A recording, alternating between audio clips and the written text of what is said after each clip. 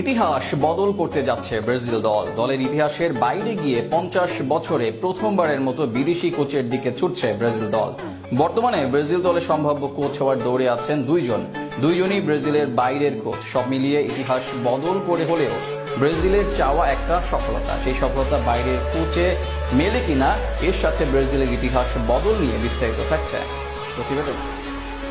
1914 থেকে 2025 ব্রাজিলের 111 বছরের ফুটবল ইতিহাসের মোট 84 জন কোচ দল পরিচালনা করেছেন, যার মাঝে অধিকাংশ সময় ব্রাজিলের দায়িত্বে ছিলেন স্বদেশি কোচ।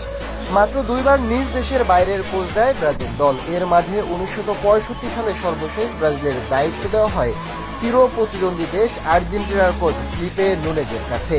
পালমেরাসের দায়িত্বে থাকাকালীন ব্রাজিলের কোচ হন নুনেজ। এরপর 50 বছর কেটে যাওয়ার পর আবারও ইতিহাস গড়ছে ব্রাজিল দল।